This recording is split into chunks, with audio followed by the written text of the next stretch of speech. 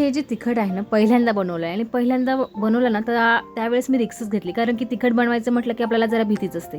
आणि मिरच्या कोणत्या घ्यायच्या, कशा निवडायच्या, मग ते तिखट लाल राहण्यासाठी काय करायचं, हे जे संपूर्ण आहे ना मी यावेळेस सगळ्या गोष्टी लक्षात ठेवून यावेळेस तिखट बनवायची रिस्क घेतली होती. आणि ते मी जे कसं केलं आहे तिखट ते तुमच्यासोबत शेअर करतेच. मार्केटमधून गेल्यानंतर ना सगळ्यात छान अशा मिरच्या घेऊन आली. त्याच्यामध्ये मी 3 प्रकारच्या मिरच्या घेतल्या होत्या.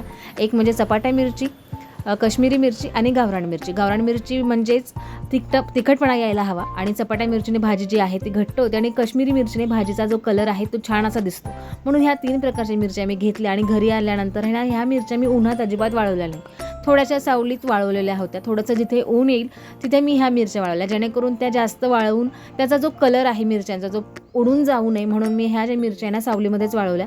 आणि मिरच्या आहेत त्या सगळ्या निवडून घेतल्या. ज्या पांढऱ्या अशा ज्या मिरच्या असतील त्यासुद्धा मी काढून घेतल्या, जेणेकरून तडक्याला त्या कामात येतील. आणि याच्यामध्ये ना सगळ्या लाल लाल मिरच्या ज्या आहे मी घेतलेल्या होत्या. आणि त्यानंतर मिरच्या वाळल्यानंतर मी कांडप मशीनवर आले होते. मिरच्या घेताना ना थोड्याशा ओलसर होत्या, मग त्या थोड्याशा सुकवल्या, आणि सुकल्यानंतर ना त्याच्या सगळ्यांचे जे देठ आहे ते काढून घेतले. आणि देठ काढून घेतल्यानंतर ना कांडप मशीनवर आले, तिथे सुद्धा त्यांचं वजन केलं. आणि वजन केल्यानंतर ना आपल्याला कळत नाही ना किती तेल टाकायचं, म्हणून जिथे आपण कांडप मशीनवर जेव्हा मिरची देतो ना तेव्हाच त्यांना विचारायचं की त्याच्यामध्ये किती तेल टाकणार आहोत. त्यांच्याकडून तेलाचं जे मेजरमेंट आहे ते घ्यायचं, आणि विकत तेल घेऊन तिथे जे 20 ग्रॅम 200 ग्रॅम जे असं तेल टाकायला सांगतात ते टाकायचं. आणि मग घरी आल्यानंतर ना हे जे तिखट आहे ना एकदम गार होऊ द्यायचं. गार झाल्यामुळे काय होतं, आपला जो लाल कलर असतो ना तो टिकून राहतो. जर तुम्ही गरम गरम तिखट जर भरलात ना तर त्या गरमीमुळे ना ते तिखटाचा जो कलर आहे ना तो उडून जाण्याची शक्यता असते. म्हणून हे जे तिखट आहे ना छान असं गार होऊ द्यायचं, मोठ्या भांड्यामध्ये थंड करून घ्यायचं. आणि थंड झाल्यानंतर ना हे तिखट आपण ज्यावेळेस भरतो ना त्यावेळेस आपल्याला तुम्ही याच्यामध्ये तेल टाकायचं. तुम्हाला जर एकदम लालबुंद तिखट हवं असेल ना तर तेल टाकायचं, तेल टाकून घ्यायचं. आणि तेल टाकल्यानंतर याच्यामध्ये गुठळ्या राहतात, म्हणून आपल्याला पुन्हा एकदा मिक्सरला फिरवून घ्यायचं, जेणेकरून आहे ना हे जे तिखट आहे ना खूप लाल राहतं. आणि लाल तिखटामुळे ना भाज्यांचा कलरही खूप लाल येतो. म्हणून मी काय केलं, अर्ध्या ह्याच्यामध्ये ना लाल तिखटामध्ये थोडंसं तेल टाकलं आणि ते मिक्सरमधून फिरवून घेतलं आणि पुन्हा त्याला थंड करायला ठेवलं, जेणेकरून जो तो कलर आहे ना तो खूप जास्त टिकून राहतो. आता आपण मिरची भरताना कशी स्टोअर करायची हे सगळ्यात मोठा मुद्दा. मिरची जेव्हा आपण दळून आणतो ना तर एक तर ती चिनीच्या बरणीमध्ये भरायची किंवा मग काचेच्या बरणीमध्ये भरायची. स्टीलच्या बरणीमध्ये जर ठेवलं ना तर त्याचा जो कलर आहे तो उडून जाण्याची शक्यता फार असते, 100% असते. म्हणून जेव्हा पण मिरची स्टोअर करायची असेल ना तुम्ही चिनीच्या बरणीमध्ये किंवा काचेच्या बरणीमध्ये स्टोअर करू शकता.